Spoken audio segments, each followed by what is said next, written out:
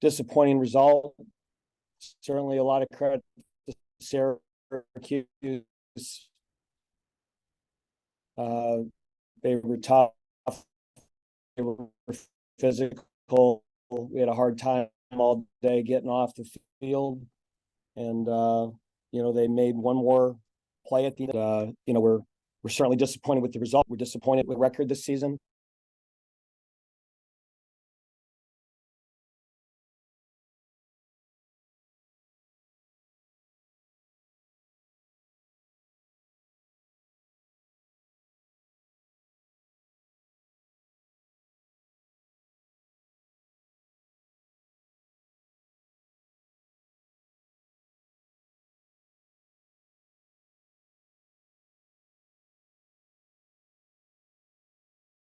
The result and obviously our record this year, but I'd say our guys fought to the end. And we came up to play short. And some positives, we certainly executed on offense today better than we have in a long time. We just had a really hard time getting a stop, and we got really thin at the corner position, and obviously gave up a lot of big plays up there that really hurt us. So with that, I'll take any questions you might have. Hey, what went into the decision late in the game to go for two there, where you could have kicked the extra point, got to three, and then theoretically at the end, kicked a field goal to tie it? I didn't want to play in overtime less. That, at that point we hadn't got to stop the whole day. And, their kicker is better than our kicker. And I wanted to try to win the game in regulation. And if you go for two there and you get it, then if you kick the field goal, you win the game. And if you don't get it, then you have to try to score a touchdown. So I just, with our kicking situation, I did not want to play in overtime because we had not stopped them the whole day. And in overtime, if it became a kicking game, I didn't feel good about that matchup. Dave, how hard was it with the rotating quarterbacks and all that stuff? I mean, I think they had 4 or 5 guys playing quarterback. I mean, the bottom line is we just, they got after us physically up front. I mean, every run was 4, 5, 6 yards. In a lot of ways, it was like playing an option team, that they were just going, slow and physically. We just didn't get a great job getting off of blocks, and they broke a lot of tackles. And, then every time they threw the ball, they don't even want to throw the ball. And when they did, they went after us. And we were so overcommitted to the run that we just did a really poor job keeping our eyes on our guys. And, we gave up a lot of big plays in the passing game. So, we really, other than the one stop, we didn't force them to punt the whole game. Dave, it's the last game of the season, but you got a lot out of Michael Kern. What the heck does that mean for 2024 at this point? Well, what did you see out of him today? And then what does that mean for 2024? I think Michael played really well.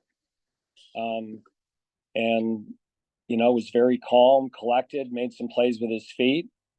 And, we're going to meet with all the quarterbacks next week. And, Michael's been here 5 years, and he's right in front of me right now. So it's weird talking about him.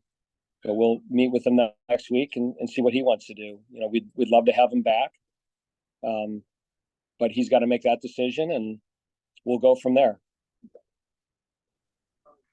Dave, after a tough loss and the season being officially over now, what do you tell the team in the locker room as kind of like a post-game message? Well, the post-game message was this, that, people will look back at this season for Wake Forest football as a failure. And I won't look at it that way. I'm not happy with our record, but these guys showed up every day. They prepared hard. They practiced hard. They played hard down to the very, very final play. And, again, we're not in the, happy to be close business. And I understand that we're expected to win football games, and we accept that expectation. But I am proud of our players that a lot of times you go through years like this and you see the give up, and that never happened with this group. They practiced well all year. They played physically. They gave us great effort. And in a lot of the games this year, we just came up a little bit short. So, clearly we have a lot of work to do, and there's a lot of things we need to get better at. And I'm not pretending like we're where we want to be. But all you can do is ask your guys to give them your very best. And I think our football team did that. So we've got work to do. We've got things we've got to correct. We've got to add some pieces. We're short in a lot of areas. Clearly, the corner position today, we were down our 2 starters, and we lost 2 guys to the portal last year, and that position got really thin. So, we had to play Evan Slocum at corner, which is a position he's never played. And then Jamari Glasker went out there and played more football than he ever has. And, it'll be a great learning experience for him. It didn't always go well for those 2 today, but it's an experience, and hopefully we'll benefit from that in the future. I know it's way in the rear view mirror right now, but was the end of the first half one of the strangest series you'd ever seen? And what a play by Jamari Glasker to keep those points off the board there, right? Yeah, it was, first of all, a really not a smart play on the PAT field goal. That if you're going to jump over the guard, you have to be within 1 yard. And we made that correction after the extra point, and then he did it again. And so you give up a 15-yard penalty on a long field goal that you miss. And we dodged a bullet on that one. The replay, the spot foul, and then, they're running a little power pass, and I'm sure they're telling the quarterback either touchdown or throwaway. So we were very fortunate, but Jamari made a great play there, a great tackle. And again, we were very fortunate. Dave, how do you felt the kicking game was today? Well, Tyler Black has done a great job all year of kicking off. That was a problem we had a year ago. And that's why we recruited Tyler. And I thought he handled the kickoff duties incredibly well. Ivan Mora only had the 1 punt today, and, it was a 43-yarder. And clearly the last 4 games of the season, we really struggled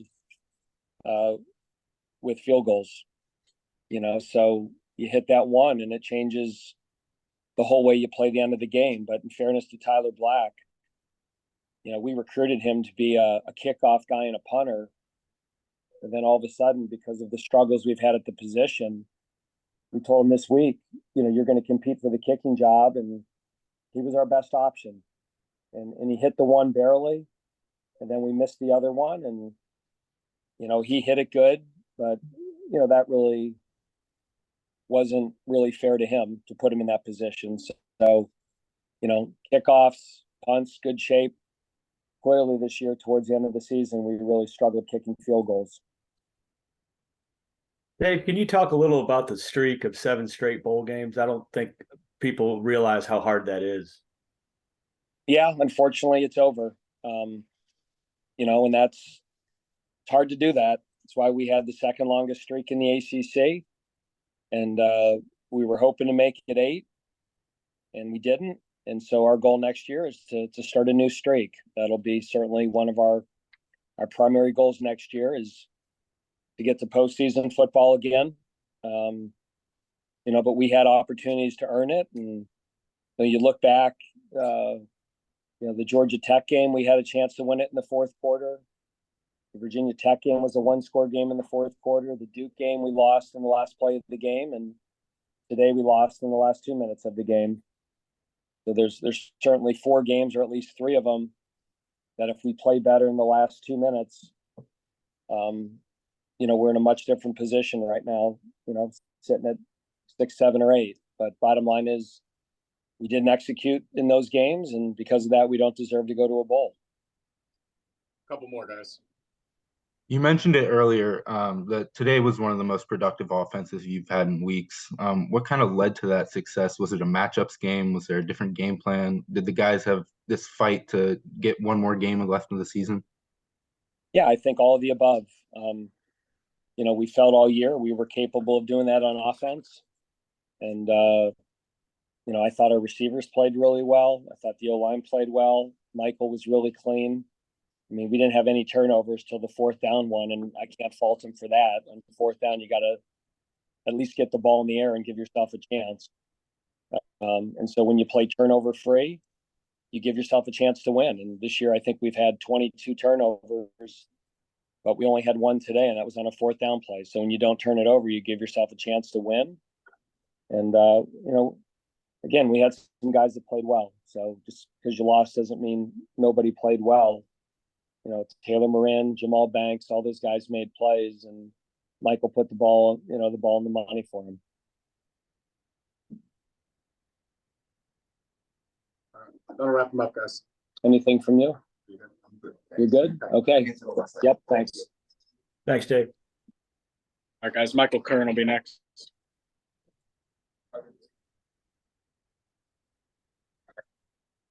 Go ahead, guys.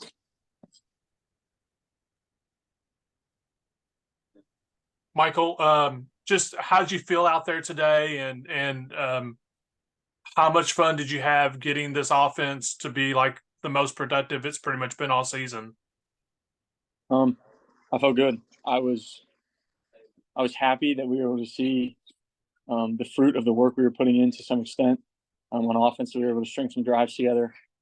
There's just so much talent. There's too much talent to not be producing. And the fact that we were able to today, I was excited about.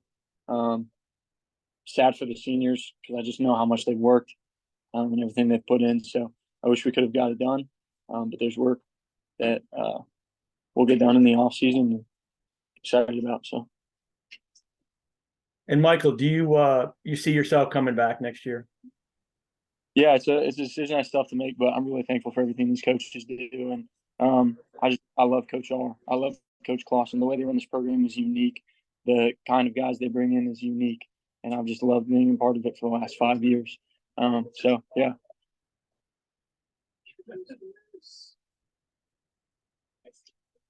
Anything else for Michael? All right, thanks, Michael. Thank you. Michael. Yeah. What were you seeing on that last play? Just walk us through what you were seeing on that fourth down play, the final chance to come away with the win. Yeah. I could have potentially gotten Taylor Moran on rhythm. And I'm sure I'm going to go back and watch that on tape and wish you could correct things. But in the moment, I didn't. I moved out, tried to give him a low ball, and just missed a little bit. So something I'm sad about, but we're going to make the corrections, and we're going to come back and we'll try to make more plays in the future. You guys all set? Thanks, Michael. Appreciate you. Thanks, Michael. Thank you. We'll have Malik Mustafa, and that'll wrap us up for tonight.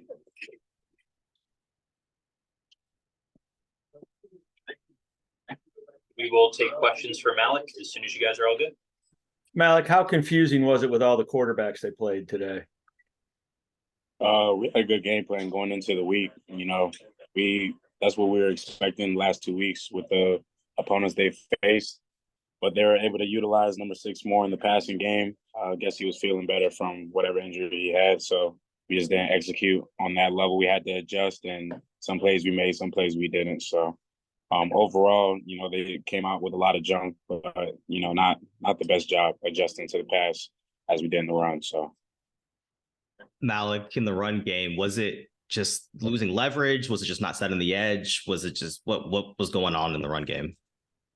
Yeah, there were some misfits, obviously missed tackles, and just being able to key, what personnel is in the backfield and knowing what plays that we're expected to get out of those formations, out of those sets. So, miscommunication sometimes, and they capitalize off those miscues.